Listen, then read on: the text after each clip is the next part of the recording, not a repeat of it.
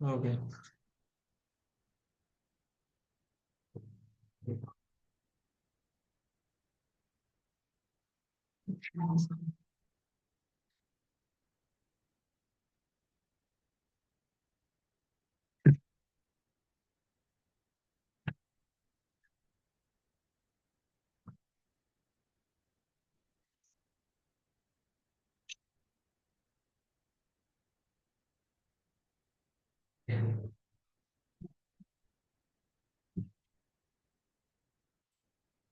Good evening सभी को।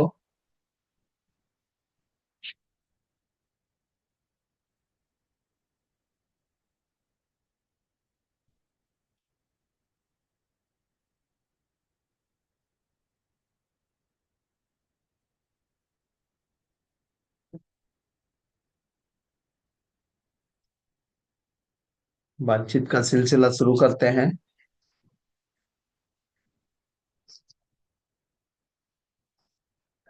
Setting के अंदर आपको जाना है।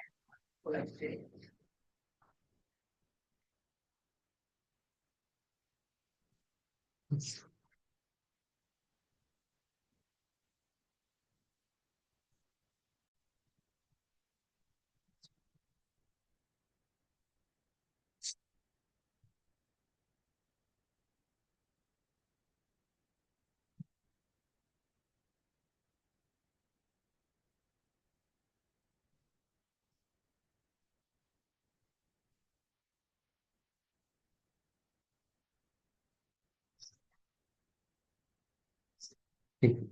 आज भी एक कहानी से शुरुआत करते हैं अपने इस बातचीत को।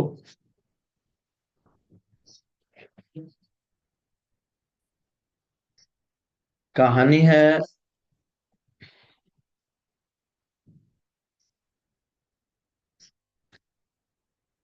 एक जॉब के लिए एक जगह इंटरव्यू चल रहा था।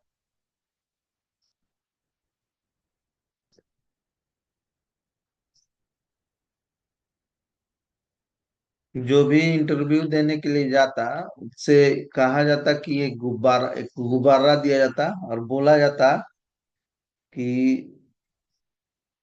इस गुब्बारा को आप लोग फुलाइए, इसको धागा से बांधिए और उस रूम में ले जाके छोड़ आइए। अपने नाम का गुब्बारा है, अपने उस गुब्बारा पर अपना नाम लिखिए और उस रूम में ले जाके छोड़ आइए। जितने भी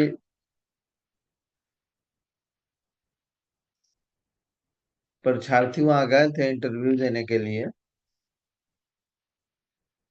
सबसे एक ही बात कही जाती थी। एक बैलून दिया जाता था, बोला जाता था उस पर अपना नाम लिखिए, सूता बांधिए और उस कमरे में ले जाकर रखाइए।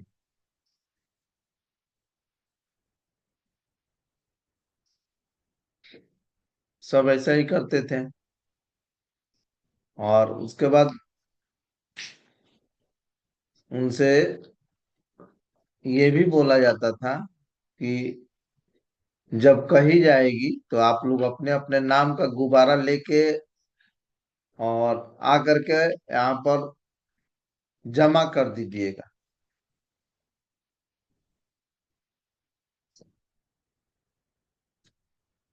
जो जो व्यक्ति अपने नाम का गुब्बारा ला करके यहाँ पर ऑफिस में ला के जमा कर देगा, रख देगा, उसको उसको जॉब मिल जाएगी, इस कंपनी में जॉब दे दी जाएगी।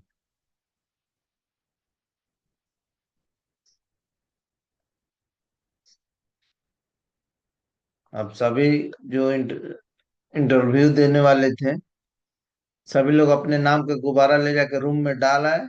और फिर बोला गया, एक साथ उनको बोला गया कि अब आप लोग अपना अपना गुब्बा अपने नाम का गुब्बारा ला के और जमा कीजिए, नौकरी पाइए।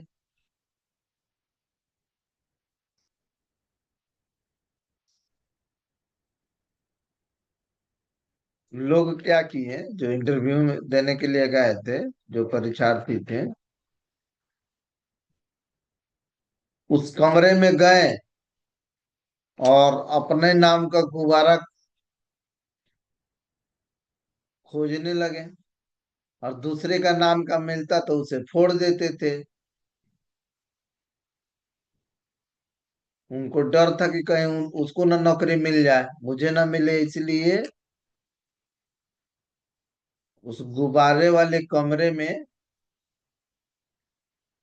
सभी का गुब्बारा फूट गया। कोई सही सलामत ला करके ऑफिस में उस गुब्बारे को नहीं दे पाया, और किसी को भी नौकरी नहीं मिल पाई।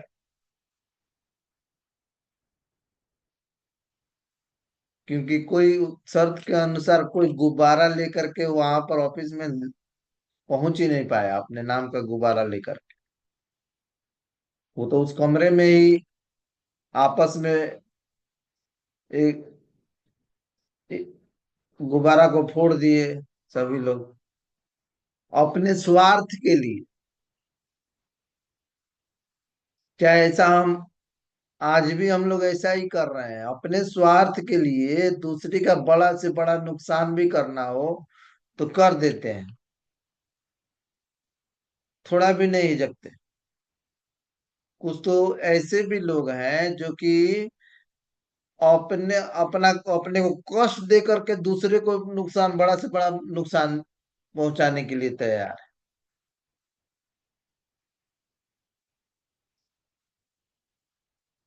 हम बताओ, कोई दूसरे का गुब्बारा नहीं फोड़ा रहता, अगर मिल गया रहता और नाम बता दे रही इसका, इस नाम का गुब्बारा का आदमी कहाँ है, आके ले लो और ले जाओ ऑफिस में जमा कर दो, तुमको नौकरी मिल जाएगी। ये कंडीशन थोड़ी है ना था कि सबसे पहले आना है, जो सबसे पहले आएगा उसी को मिलेगा। ये सब कंडीशन नहीं था उस कंपनी का। उसने बोला था कि गुब्बारा अपने नाम का फुलाइए, ले जाए कमरा में रखिए, जब फुला जाएगा ला के यहाँ ऑफिस में रख दीजिएगा और नौकरी ले लीजिएगा। लेकिन लोग अपने नौकरी तो लिए नहीं, दूसरे को भी नहीं लेने दी, और इसी के चक्कर में सभी की नौकरियां चली गई। तो इसलिए इस कहानी को सुनाने का मेरा मेन जो उद्देश्य है वो यही है कि अगर तुम्हारे अंदर भी इस तरह की भावनाएं हैं, दूसरों को नुकसान पहुंचाने की भावना है, और दूसरे के नुकसान, दूसरे को नुकसान पहुंचा करके तुम्हें खुशी मिलती है,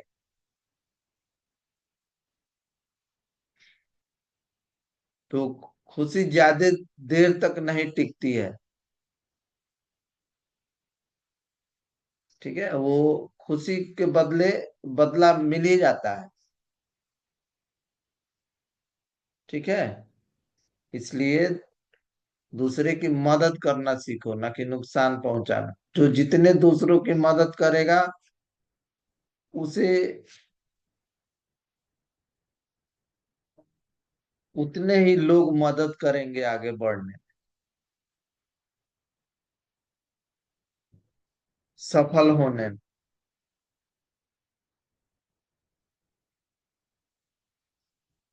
कॉपरेशन की भावना होनी चाहिए।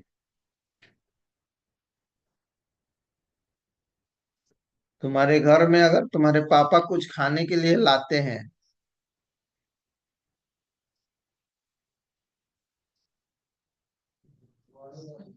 तो उसी बैलून के जैसा छीन झपट के गिरा के खराब तो नहीं ना कर देते हो? अगर ऐसा करते हो तो जीवन में कुछ नहीं मिलेगा तुम्हें। बांटने की आदत होनी चाहिए तुम में।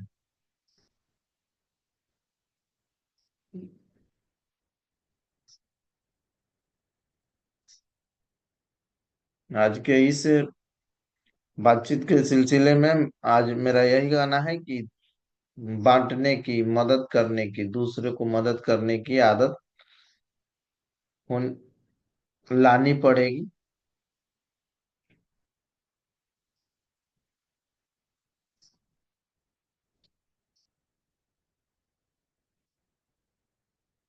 चलो मैथ का थोड़ा देख लेते हैं, क्योंकि मैथ का क्लास कितना दिन से छूटा हुआ है। आज मैथ में देखते हैं कि कौन कौन रिप्लाई कर पा रहे हैं, जवाब दे दे रहे हैं या नहीं दे रहे हैं। तो उस दिन हम लोग प्लाई खरीदना सीखे, आलू खरीदना सीखे, तेल खरीदना सीखे, कपड़ा खरीदना सीखे, नंबर संख्या को सीखे, है कि नहीं? ये सारी चीजों को सीखे है ना। चलो आज भी कुछ सीखते हैं। आज हम किसी चीज का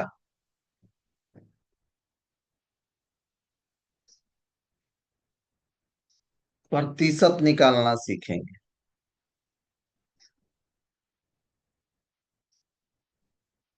किसी भी संख्या का प्रतिशत निकालना।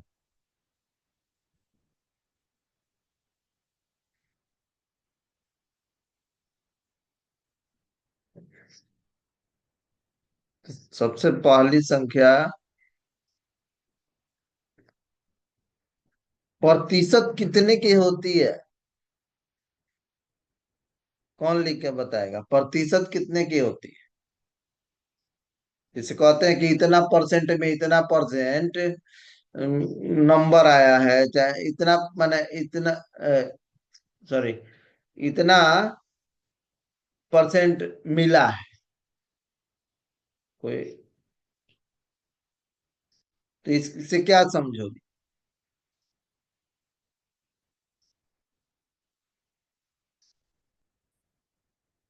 कितना में मिला है?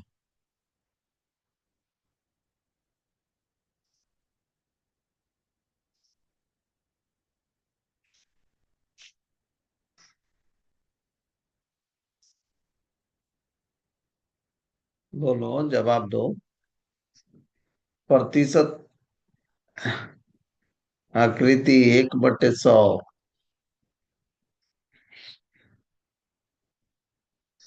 1/100 क्या? 100 का ही परसेंटेज होता है, माने 100, जैसे परसेंटेज जो होता है ना, वो 100 में ही निकाला जाता है। ठीक है। जैसे 100 का 1% कोई बोलेगा तो कितना होगा जी? 100 का 1% लिखो। 100 का 1% कितना होगा? 100 का 1% बोलो ना जी, कितना होगा, लिखो।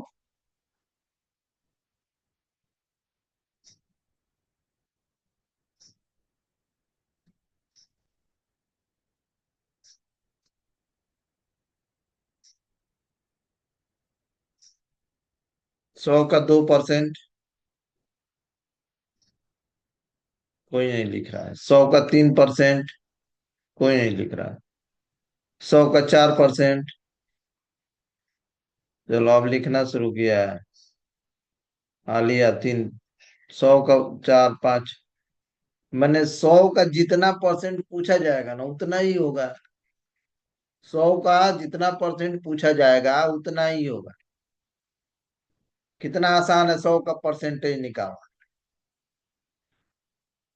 100 का 20%। चलो निकालो 100 का, पहले 100 का 20%। 20। 100 का 30%। 30। तो कोई अगर परसेंटेज का सवाल पूछता है तो तुरंत दिमाग में 100 को फिट कर। ठीक है। 100 को ला के दिमाग में। भाई 100, 100 में 20, 100 का 30%, 30, 100 का 40%, 40, 100 का 99%, 99, 100 का 55%, 55। अब वही चीज कोई तुमसे पूछ दे कि 100 का 1%, 1 रुपया, मैंने रुपया में पूछे कि 100 रुपया है तुम्हारे पास, और उसका 1% कितना रुपया होगा जी? बोलो। 100 रुपया का 1%। 1 रुपया होगा। 100 रुपया का 1% 1 रुपया। और कोई तुमसे पूछ दे कि 200 का 1%। 200 का 1% कितना होगा? चलो आकृति का आया, 2 रुपया होगा 1%। 300 का 1%। 3 रुपया। तो 200 में 100 का 2 गो है। 100 और 100 दो वो है ना जी। इसीलिए 2 हो जा रहा है। 300 में 100 3 गो है। तो इसीलिए 3 हो जा रहा है, तो 1% 3 हो जा रहा है। अगर कोई 400 का 1% पूछे, तो 400 है और 1%, तो 100 का 1% एक, और फिर 100 का 1% एक, फिर 100 का 1% एक, फिर 1% का एक, 100 का 1% एक। अब ये 400 है तो एक एक जोड़ के 4, यानी कि 1%। 100 का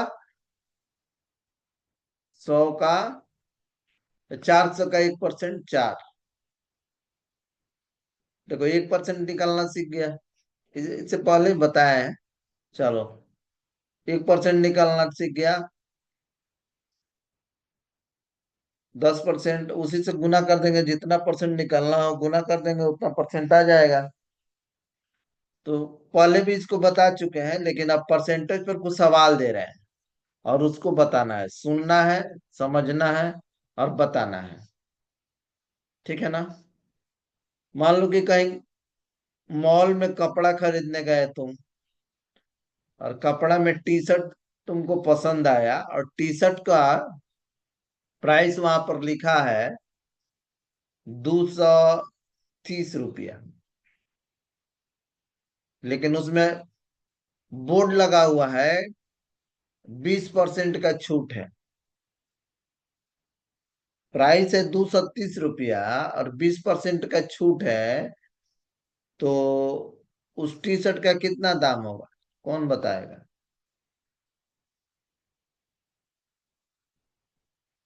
चलो 30 हटा देते हैं, अभी आसान कर देते हैं। उसका दाम है 200 रुपया। 230 नहीं, खाली 200 मान लो कि उस टी शर्ट का दाम है 200 रुपया। ठीक है? और परसेंटेज वाला आप खरीद बिक्री कर रहे हैं, ठीक है? परसेंटेज वाला खरीद बिक्री भी करना होता है ना जी। तो परसेंटेज वाला खरीद बिक्री किसी को, तो उस टी शर्ट का दाम है 200 रुपया, लेकिन वहां पर ऑफर चल रहा है, मेला वाला कोई सीजन वगैरह है, तो 20% लेस का। तो 200 का टी शर्ट का कितना दे के आओगे? 40 रुपया दे के आएगा?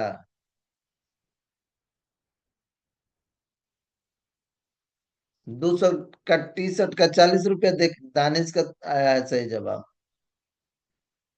200 का टी शर्ट है तो 40% लेस, 40 रुपया लेस ना होगा जी।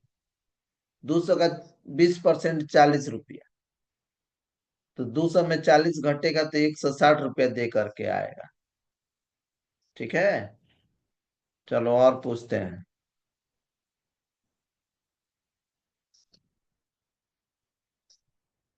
किसी टी शर्ट का दाम 300 रुपया है, और उस पर ऑफर चल रहा है 5% का। तो कितना रुपया दे के आया? किसी टी शर्ट का उसी में ऑफर में, माने मॉल में अलग अलग टी शर्ट का अलग अलग परसेंटेज पर ऑफर भी छूट होता है। सबका एक ही छूट थोड़ी ना होता है। तो उसी मॉल में 300 का एक टी शर्ट है, जिस पर कि मात्र 5% का छूट दे रहा है। सबसे पहले जवाब आया है दानिश का। और भी देखो, कोशिश करो। यानी कि 300 का 5% कितना हो? यही ना? 300 का 5% निकालेंगे तो 300 का 1% 3 रुपया।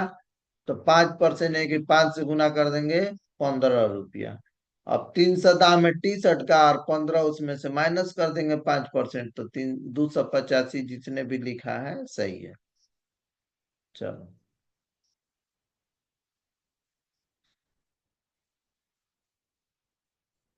किसी को किराना दुकान में गए, और 280 रुपया का सामान लिए, और दुकानदार से बड़ा रिक्वेस्ट किए कुछ तो कम करिए, कुछ तो कम करिए। ठीक है। तो दुकानदार बोला ठीक है, 2% कम दे दीजिए हमको। ठीक है, 2% कम दे दीजिए। और सामान हुआ है 500 का। किराना दुकान वाला नहीं छोड़ते हैं ना, रेट भी उनका जेन्युइन रहता है। तो अगर 500 का सामान हुआ है और 500 का सामान लिए हो और 2% किराना दुकान वाले छोड़ रहे हैं, तो यानी कि कितना रुपया देना पड़ेगा जी? सबसे पहले जवाब आया है दानिश का, 490 रुपया। चलो, परसेंटेज निकालना भी धीरे धीरे दिमाग में आ रहा है तुम लोग। हम्म। तो अब खिचड़ी सवाल बनाते, सवाल को खिचड़ी बनाते हैं। खिचड़ी में देखे हो, आलू प्याज मरचा नमक तेल सारा चीज डाल दिया जाता है, जितना सब्जी वगैरह है सब कुछ डाल दिया जाता है। वैसे ही खिचड़ी वाला सेशन शुरू कर रहे हैं, मिक्स मिक्स होगा सवाल जवाब। और देखते हैं कि कितना कौन जवाब देता है। पैटर्न बताते हैं तो तुरंत जवाब देने लगता है, पैटर्न छूटा भूल जाते हो। ठीक है। तो अब इसलिए मिश्रित सवाल, ताकि रिवीजन भी हो जाए तुम लोग का, और रिवीजन भी तो जरूरी है ना। रिवीजन जरूरी है, आज हम सवेरे ही बताए हैं। रिवीजन, दोहराना। ठीक है। जीवन में हमने जो भी गलतियां करी है, अगर उसको दोहराए, यानी कि याद करें और देखें कि कौन सी हमसे गलतियां हुई है और होती जा रही है, तो उसको छोड़े। इसलिए दोहराना चाहिए। और जित चलो,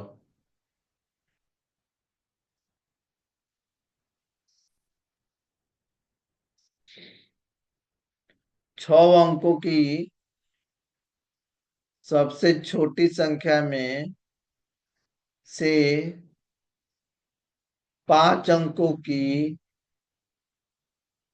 कुल संख्या को घटाएंगे तो कितना होगा?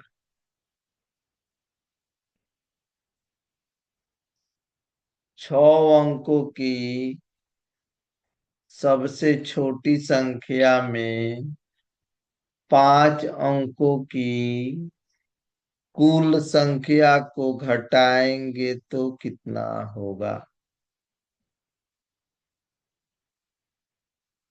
भूल गया? ऐसे बोलते जाओगे तब तो हमारे क्लास का कोई मतलब ही नहीं रह जाएगा जी। हाँ, इसका सही, आकृति का सही जवाब आया है, लेकिन अभी लिखी नहीं है वो, और बाकी सब तो एक एक लिख रहे हैं। बाकी सब अभी एक के हवा में है। और आकृति का आया है जवाब, लेकिन सही जवाब माने सही जवाब है, लेकिन उसका वो माइनस करके लिखो। 1 लाख में 90,000 को माइनस करके लिखो। 6 अंकों की सबसे छोटी संख्या 1 लाख होगा, और 5 अंकों की कुल संख्या 90,000 होगा। तो 1 लाख में 90,000 को घटाओगे कितना होगा? भाई कितना, तो एक एक लिख रहा है, 999 बोले हैं। 6 अंकों की सबसे बड़ी संख्या में नौ, 5 अंकों की सबसे बड़ी संख्या को थोड़ी ना घटाने को बोले हैं, कुल संख्या को बोले हैं घटाने के लिए। आकृति, 1 लाख में 1 लाख में 90,000 को घटाएगी तो 11,000 होगा जी, 91 क्या लिखिए जी। एक 1 लाख में 90,000 को घटाएंगे तो कितना होगा? 10,000। चलो हाँ, 10,000 होगा। चलो।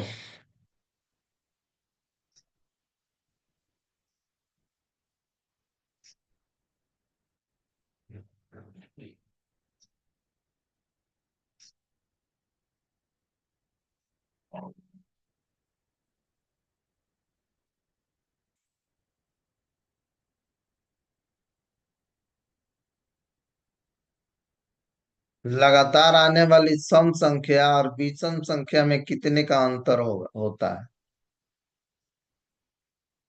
लगातार आने वाली सम संख्या और विषम संख्या में कितने का अंतर होता है?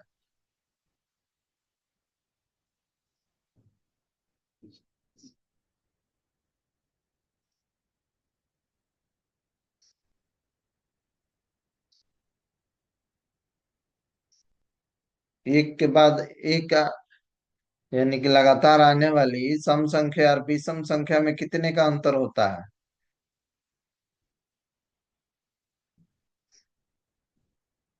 देखो, सैनिक नवोदय का तैयारी भी चल रहा है, तुम लोग फॉर्म भी भर सकते हो अगर अच्छी तरह तैयारी करो तो। और इसी टाइप के सवाल पूछे जाते हैं उसमें, दिमाग को घुमाने वाले। ठीक है। सम और विषम, लगातार आने वाली सम विषम संख्याओं में कितने का अंतर होता है? सवाल को समझ नहीं रहे क्या? लगातार एक दो आएगा तो एक दो के बीच में चाहे दो तीन आएगा, चाहे चार तीन तीन चार आएगा, चाहे पांच छह आएगा, तो दोनों के बीच में कितने का अंतर होगा जी? लिखो।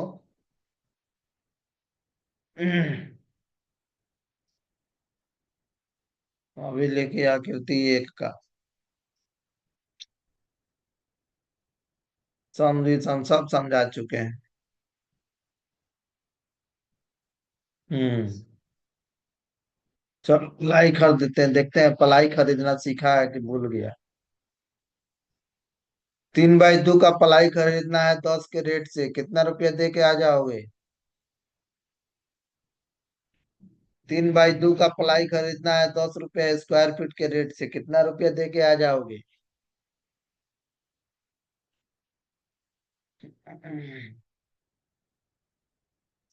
3x2 का प्लाई अगर खरीदना हो 10 रुपया स्क्वायर फीट के हिसाब से, तो कितना रुपया दे के आ जाओगे?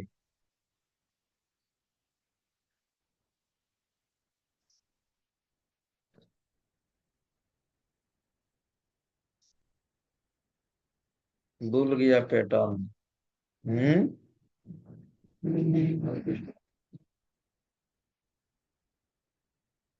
3x2 का मतलब कितना फीट प्लाई होगा जी? एरिया कितना होगा 3x2 का? प्लाई का एरिया कितना होगा? कितना स्क्वायर फीट एरिया होगा 3x2 के हिसाब से?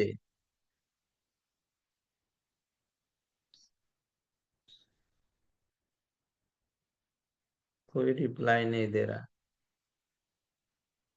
कोई तो दो, कि सब भूल गए?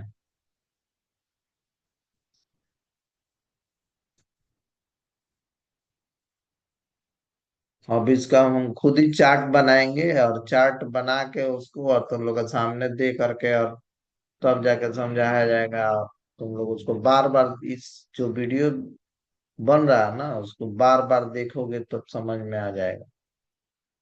लेकिन हम चाह नहीं रहे कि तुम लोगों को चार्ट के माध्यम से पढ़ाएं, लिख करके पढ़ाएं। जानते हैं ऐसा क्यों?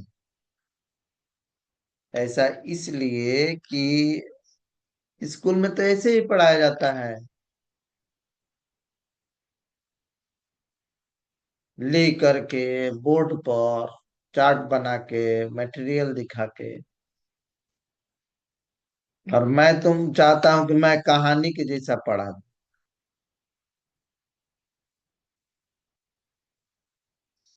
जैसे देखो, किसी भी चीज को याद कर कैसे जल्दी याद होता है और ज्यादा दिनों तक याद रहता है? कैसे? देखो क्या उसका मैंने, सबसे पहले तो देखें क्या जल्दी याद रहता है, याद हो जाता है, और ज्यादा दिन तक याद रहता है। चलो देखते हैं। लिस्ट अपने अपने तरफ से दिमाग लगा के लिखो तो, कि क्या क्या कौन ऐसा चीज है जो कि बहुत जल्दी याद हो जाता है?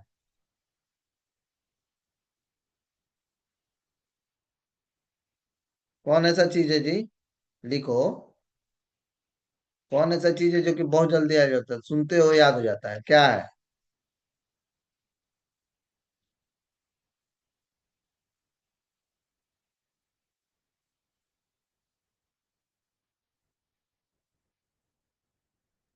कहानी है, कहानी सुनते हो, याद हो जाता है जल्द से जल्द। गाली है, गाली अगर कोई दे देना, कोई मार दे, वो याद हो ही नहीं जाता है, याद रहता है। ठीक है। खैर बच्चे भूल जाते हैं, लेकिन बड़े लोग याद रखते हैं इन सारी चीजों को। और याद रख के, और एकदम मैंने मौका मिलते ही बदला ले ही लेते हैं। ठीक है। तो तुम लोगों को भी कोई चीज।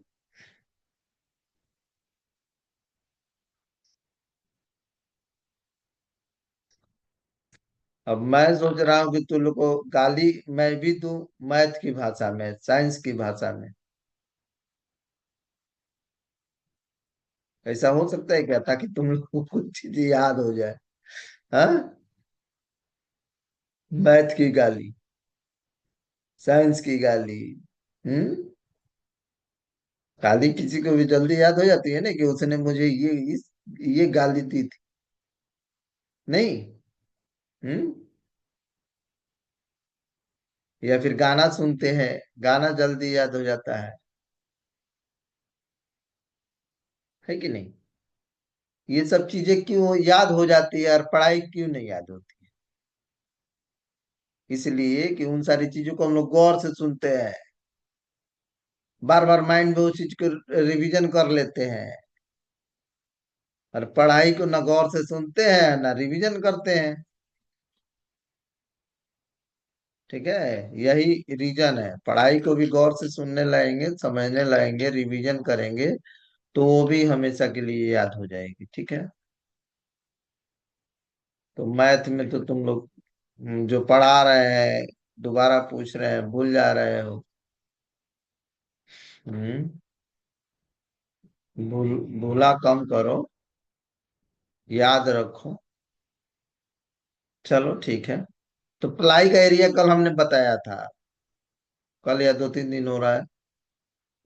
प्लाई का किसी भी का भी एरिया निकालना हो, तो मैंने कहा बोर्ड का सवाल पूछा कि 3x2 का प्लाई हमको खरीदना है, तो 3x2 का एरिया कितना होगा?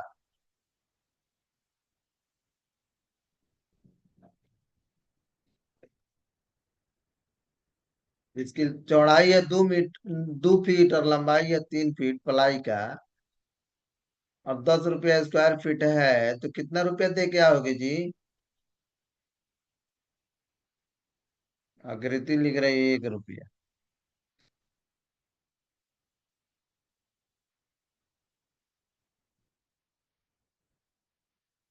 कहाँ कहाँ कंफ्यूज रहता है, सब समझ में नहीं आता है।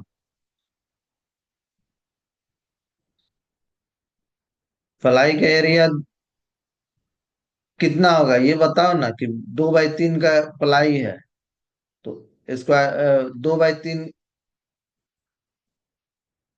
प्लाई का एरिया है, लंबाई गुने चौड़ाई है,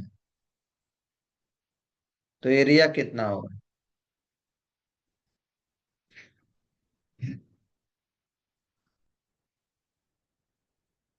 शुभम लिखा है 6। 6 स्क्वायर फीट एरिया होगा, लंबाई गुने चौड़ाई। और 6 को 10 से गुना कर देंगे, क्योंकि 10 रुपया फीट बोला है। कितना हो जाएगा जी?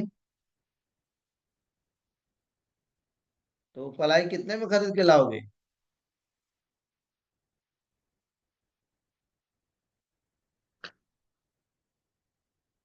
60 में।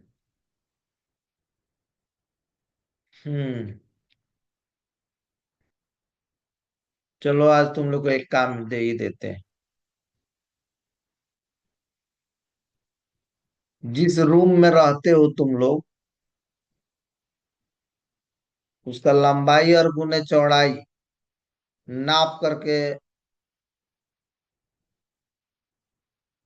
नाप नापना उसको, हर एक रूम का लंबाई और गुणे चौड़ाई नापना। और उसका एरिया निकाल के, और उसमें कितना टाइल्स लगेंगे बताना। अगर टाइल्स लगाना हो तो कितना लगेंगे बताना अपने पिताजी को।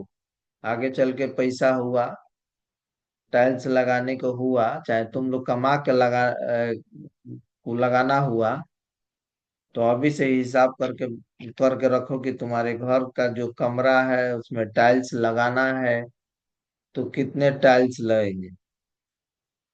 तो रूम का एरिया अपना नाप लेना और उसको लंबाई और चौड़ाई को गुना कर लेना, और उसके बाद 1 फीट से उसको भाग दे देना। अ, एक एक माने एक टाइल्स 1 स्क्वायर फीट का मान लो कि है, तो उतना से भाग दे दोगे। चाहे जितना आएगा एरिया उतना ही टाइल्स लगेगा, जितना एरिया स्क्वायर फीट का आएगा उतना ही टाइल्स लगेगा।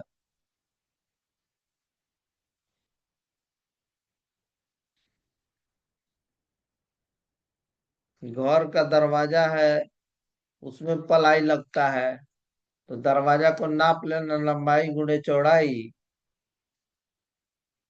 एरिया निकल जाएगा। और उसके बाद प्लाई, उतना प्लाई लगेगा। तुम्हारे घर पर बहुत सारी ऐसी वस्तुएं हैं। मैं बार बार कहता हूँ कि तुम्हारा घर एक कॉलेज है, डिग्री कॉलेज है, वहां से बहुत सारी चीजों को सीखी जा सकती है। किसी डिग्री कॉलेज से कम नहीं है तुम्हारा घर। बस एक्टिविटी करो, नापने को सीखो, अपने घर की चीजों को नापने को सीखो, तौलने को सीखो, उसका दाम निकालने को सीखो, बड़ों से पूछो। ऐसी न एक्टिविटी होनी चाहिए। मोबाइल लेके और पबजी खेलेगा सब, और आगे चल के सब्जी बेचेगा। हम्म,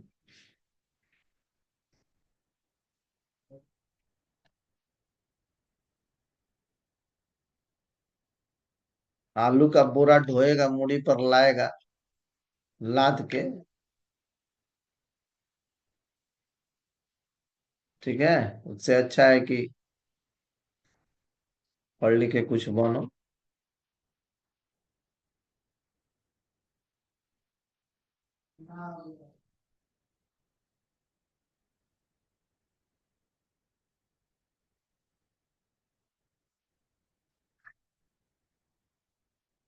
हम लोग किसान के बेटे हैं, किसान ऐसा करता है, ये नहीं है, लेकिन किसान की कोई इज्जत नहीं।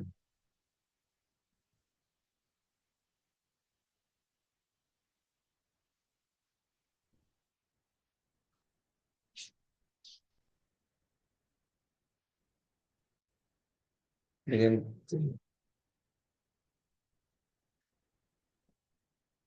टाइम खत्म होने वाला है, और तो जो बताया जाए उस पर अधिक से अधिक प्रैक्टिस करो, ताकि याद हो जाए वो चीजें। और जिस तरह से समझाया रहेगा तुम लोग, तुमको तुरंत याद हो जाता है और तुरंत भूल जाते हो। उस पर कुछ प्रैक्टिस कर लिया करो, जो भी मैथ बता रहा हूँ ना उसमें अपने से सवाल बना लिया करो, और अपने से उसका जवाब कुछ खोज लिया करो। पैटर्न खुद तैयार कर लिया करो। अपना खुद का पैटर्न होना चाहिए। उसी दिन बताए थे कि फिजिक्स वाला क्या करता था, टीचर पढ़ाते थे उनको सुनता था और अपना खुद का उसमें निकालता था कि हम अपनी तरह से समझने का प्रयास